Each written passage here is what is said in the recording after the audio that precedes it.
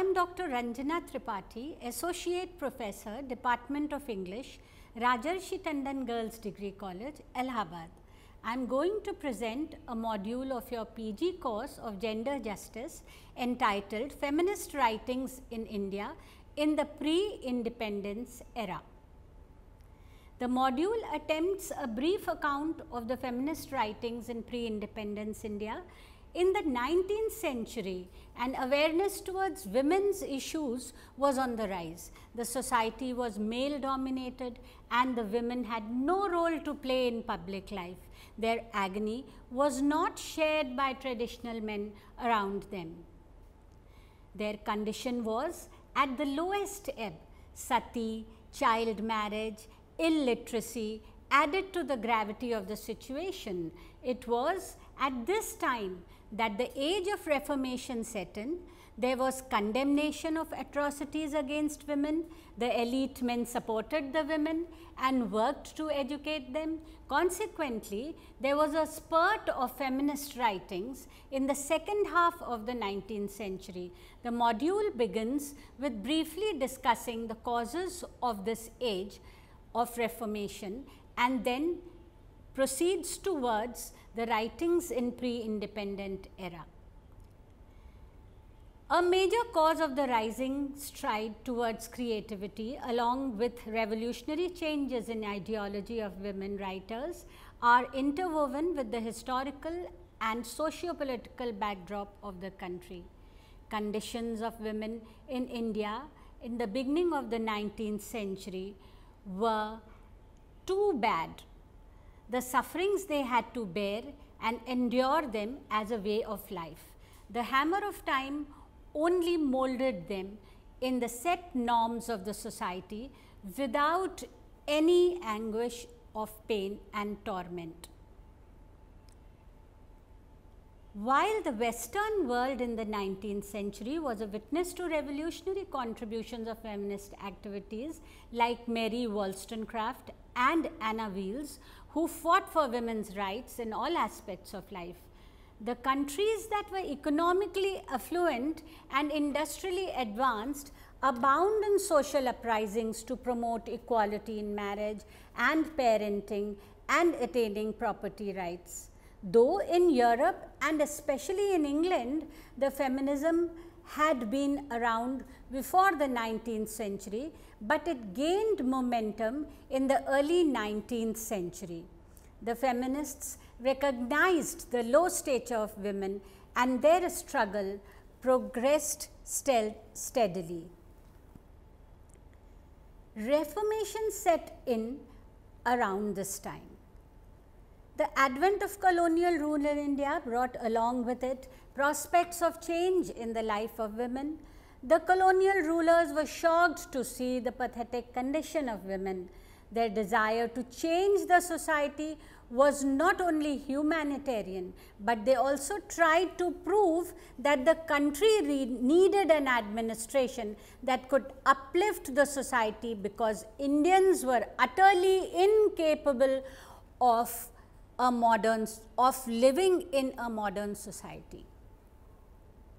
James Mill, in his History of India 1817, wrote that the condition of women in society is an index of society's place in civilization.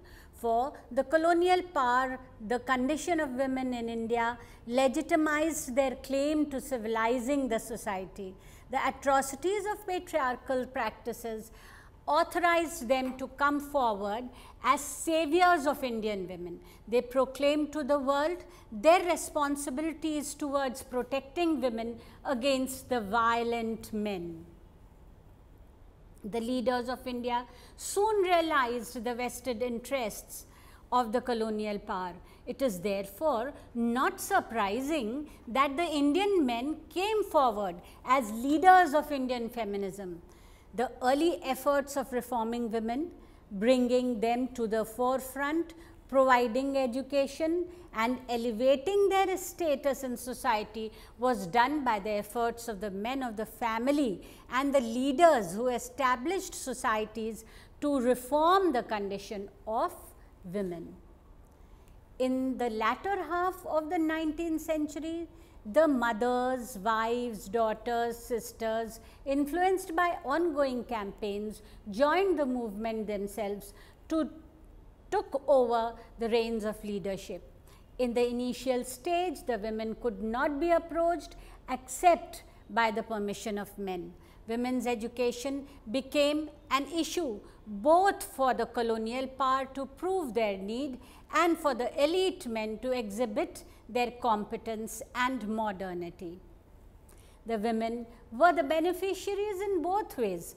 Between 1820 and 1850, a series of campaigns resulted in the abolition of sati and widow remarriage.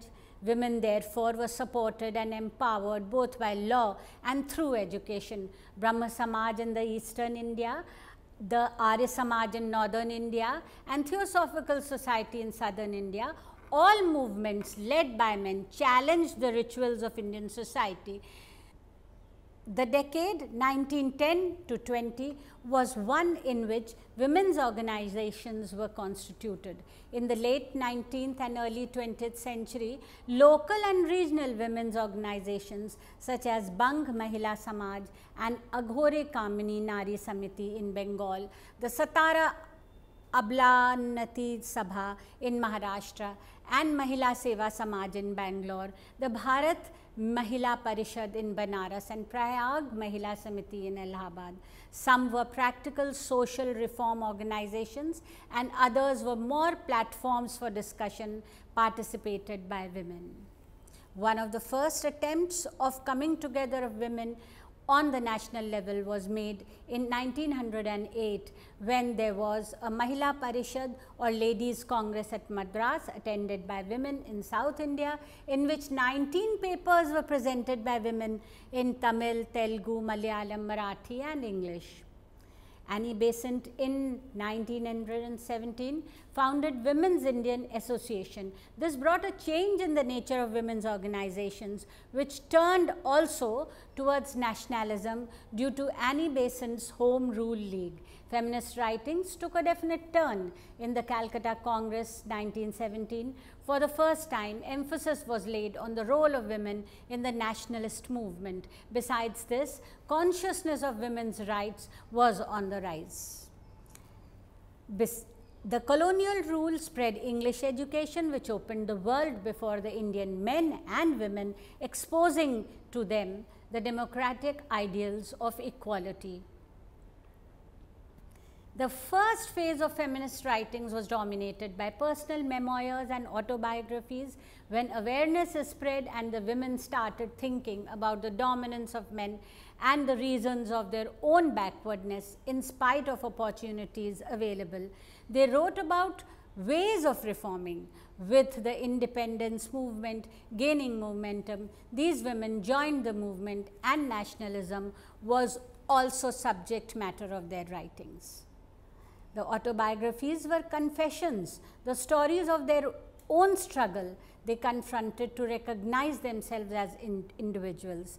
They often lauded the respect they got from the men in the family, their husbands, fathers, brothers and sons. Their world was limited to the household. The love and respect they earned from their liberal elite husbands, their efforts in educating their children, raising them and establishing them in the new age, and the challenges they face in the process against the traditional family together with the anxieties and the support and love of the family elders and of adopting the manners of the new world. All these works were written as a consequence of the awareness of self, celebrating selfhood and raising the first voice of feminism, proclaiming to the world to recognize them as individuals. These writings, therefore, are the first rung in the ladder of feminist writings. Feminist writings in the early 19th century were largely an account of personal lives. Autobiographies were published more than ever before. in Bengali and Marathi. The early autobiographies are almost documents of social history of the fast changing era. The autobiographies were confessions, the stories of their struggles. They often loved the way they were handled by their family members after they got education. Rasundari Devi, born in 1810, wrote the first autobiography, Amar Jibon, My Life, that was published in 1876 and was in Bengali. Revealing her struggle and her efforts to read and write, she writes, "It is this my fate because I am a woman. Just because I am a woman, does it necessarily mean that trying to educate myself is a crime? Women were not supposed to read and write, so it was a difficult task. She was entirely self-taught. The book throws light on the condition of women in Bengal and the hardships they had to face to come out of their houses and face the society." Others who wrote autobiographies were Binodini Dasi, Kashibai Kanitkar, Ramabai Ranade, Lakshmibai Tilak.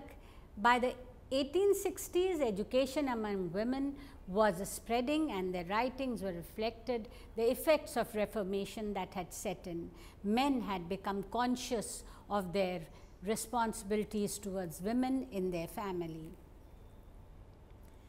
Savitribai Phule was wife of Jyotiba Phule, a Dalit social activist. She wrote in Marathi about the difficulties she had to face in her revolutionary ideology towards upliftment of women. Mokshdaini Mukhopadhyay was sister of W.C. Banerjee, the first president of Indian National Congress, and is known for her daring attack on men who thought that women had to be uplifted and improved. She proclaimed that it was they who need improvement and not the women. Tarabai Shinde is known for her article Istri Purush Tulna, published in Sattar, a journal published by Satya Shodhak Mandal. She is known to be a feminist thinker and critic, and as well versed in Sanskrit, Marathi, English, classical and modern literature. She exposes in her 40-page long essay the male stereotypes and images of women in response to the article in Pune Vaibhav. Tarabai Shinde, attacking the men, wrote that men are full of vices and they accuse women, but they themselves are responsible for the condition of women. Pandita Ramabai, 1858 to 1922, is often known to have laid the foundations of a movement in women's liberation in India. Her autobiography, My Testimony, published in 1907, and innumerable articles in newspapers all establish her as a legendary woman. She was one of the first women writers whose writings were enough to financially support her. Istri Dharmaniti, High Caste Hindu Women, Testimony are her major works. Ramabai was born in a family that had the courage to defy social justice. Her father, Anant Shastri, was a great scholar who had forced to travel interpreting and narrating Bhagavad and Purans. Amidst opposition from orthodox society, he taught Sanskrit to his wife, Lakshmi Bai, and 2 daughters. She wrote, "Even these priests and so-called scholars consider women as obstacles in pursuit of knowledge. They deny women the right to learn. How ungrateful! What injustice! Even as a child, she did not tolerate injustice. When she reached Calcutta with her brother after her parents passed away, the famine, she got immediate recognition. As was the practice of her family, she delivered Hari Katha and the news of a young woman's knowledge of Sanskrit scriptures attracted the attention of one and all, scholars, social workers, government officials, and even European officers witnessed her speeches and discourses. These were reported in prestigious newspapers like The Statesman. She was bestowed the title of Pandita and Saraswathi by Professor Tone and Mahesh Chandra. Both of them were eminent people. After that, she was known as Pandita Ramabai Saraswathi. In 1882, she put her views on women education before the Hunter Commission and emphasized the need for medical education for women. Hunter was so impressed by her views that he delivered a speech on Ramabai and her work in England. Queen Victoria took initiative of establishing medical dispensaries for women. Ramabai learnt English and visited London and soon adopted Christianity as an answer to the spiritual conflict she was undergoing. She had differences with Christian priests and had the courage to express her views. She wrote, "I have just with great effort freed myself of the yoke of Indian priestly tribe. I am not at all going to place myself under another similar one." One of her great achievements was establishing the Sharda Sidin, a house of Hindu widows and destitute women. She fought for the cause of Hindu women. In one of her letters to the editor of the Bombay Guardian, she wrote, "The shameful way in which women were made to submit to treatment by male doctors goes to prove that English authorities in general do not believe that Indian women are modest and need special consideration. Is not the Indian woman quite as modest as the English woman?" The fire of her words had great impact. She is remembered for her uninhibited writings. The High Caste Hindu Woman is a book that analyzes the problems and situations in the life of high caste Hindu women. She has criticized the lawmakers of Hindus and the prevalent customs. She even says the happy wife has nothing to complain of except the absence of freedom of thought and action. But since wives have never known from the beginning what freedom is, they are generally well content to remain in bondage. There is, however, no such thing as the family having pleasant times together. All the writings of Pandita Ramabai had influence on the women across the world. They were appreciated by men, women alike. Feminist writings shall always remain indebted to her contribution. Cornelia Arabi was another prominent woman who was a social activist also. She was a brilliant student having knowledge of Marathi, Gujarati, English, Persian, Urdu and Bengali. She went to study law at Oxford. Her first published work was Love and Life Behind Parda. There were 11 stories based mainly on the early experiences in legal life. There were stories of women and their tussle between tradition and modernity. Cornelia worked with widows, especially royal families whose estates were under the British government after the doctrine of lapse.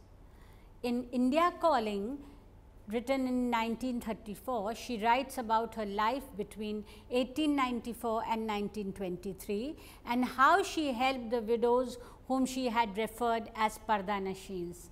In India Calling, she writes about instances that were the seclusion of women had prevented important evidence from being put before the court in property cases where rights of women were in question. Her other works were Behind the Twilight, followed by Sun Babies and Pardanashi, Subala, a child mother. She wrote on matters of law, politics and women. that were published in British journals. Her last book, India Recalled, was published in 1936. Thus, Cornelia Arabi's work unfolded to the world the reality of the court proceedings and how the widows of the royal families were at a loss due to the orthodox culture of their times. Begum Rukia was one of the greatest storytellers of the early times. The women in her family observed Parda and were not allowed to read any book besides the Holy Quran. At the age of 16, she was married to Sayyid Sakhawat Hussain, who was a liberal Muslim and promoted her learning. He wished to open a school for girls, which he did after he passed away. The school was recognized as a first grade educational institution and is even today maintained its position. Together with these social activities, Begum Rukia also contributed to literature. She wrote several books in Bengali, Moti Chur, volume 1 and 2, Padmarag and Aborrodh Basini.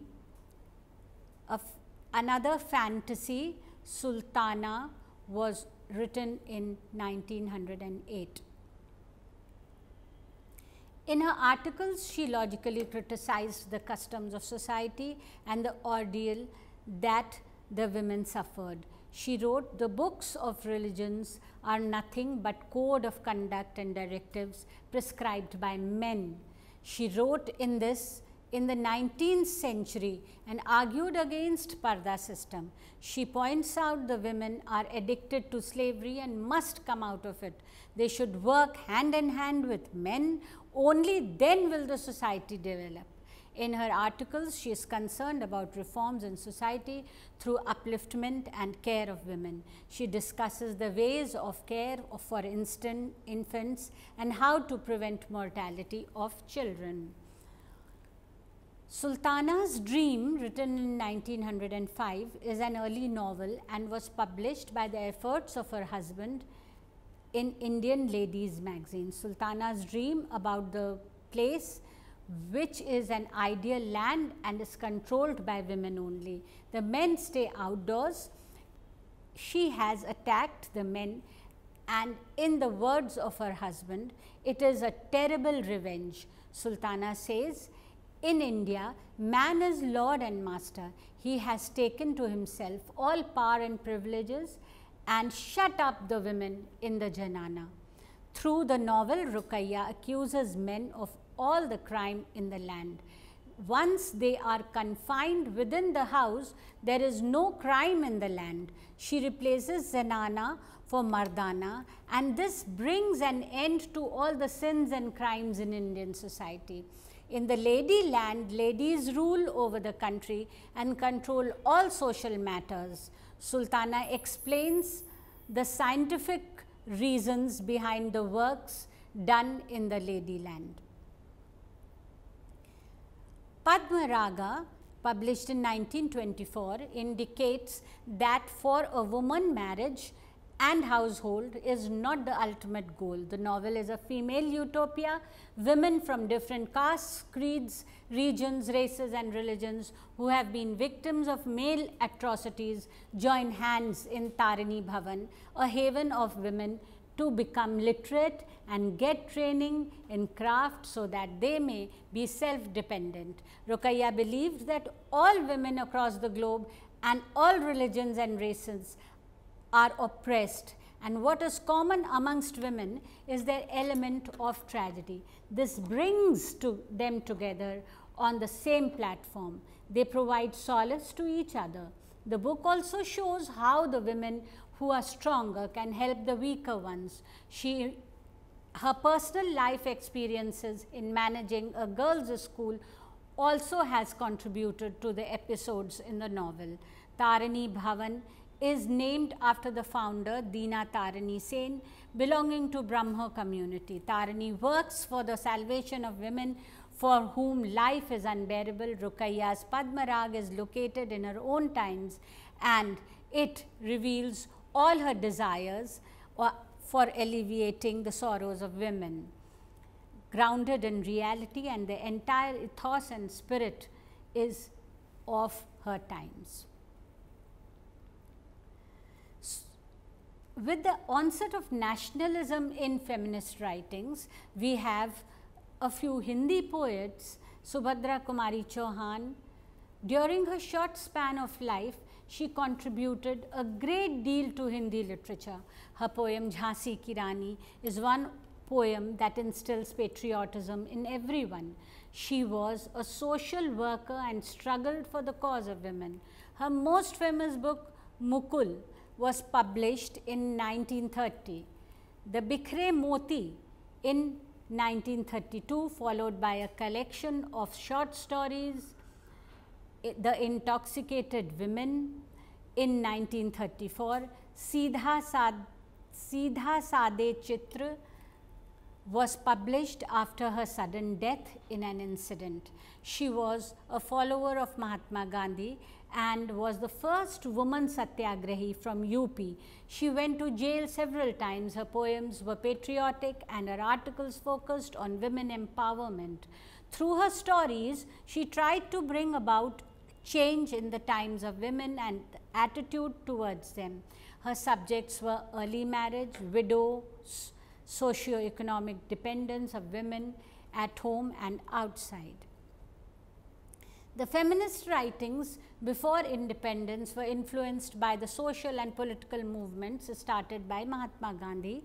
The freedom movement, Antyodaya, upliftment of Dalits and untouchables, and the upliftment of women in particular. It was for the first time that the feminist writings focused on what happened within the woman rather than what happened to her. The mind of women, her desires, the contradictions that she faced, and the space she was promised was not getting its due. Some novels also dealt with how feminist issues were connected to other socio-political movements of the times. Geeta Sane, a Marathi novelist, Darsi Annapurna, in the short span of her life, wrote on issues raised by social reform movements. Her articles deal with the rights and duties of Hindu women, the law of divorce, parda, women's education, nationalism. Her stories are humorous and revolve around race of women in the house, superstitions and male domination. Kuntala Kumari Sabat, the first feminist writer in Oriya, she desired to see Orissa free from superstitions. She had great sympathy for the nationalist movement. Her poems were infused with patriotism. Her novels and articles aimed at the reform of women. Kamla Chaudhary joined the nationalist movement and took an active part in the civil disobedience movement of the modern India. Feminist writing in pre-independence India marked the early phase of the expanse of feminist writings. It can be called the most difficult period of feminist writing because it was in this phase that women learned to read and write, and that too amongst opposition and even opposition from the family. They had often not been taught by anyone else. They were self-taught, and with all the struggle they faced, they dared to write and managed publication. The documents are almost social history of the growth of women in the patriarchal society. They began with memoirs and autobiographies, moving to the celebration of selfhood and individualism. Later on, they wrote articles to reform the society and status of women. After 1930, they also were in the freedom movement, so their works pictured the impact of socio-political movement in women's liberation. It was not possible to discuss all the feminist writings of pre-independent era. Only those writers who have historically contributed to the change in pattern of feminist writings have been discussed here. Thank you.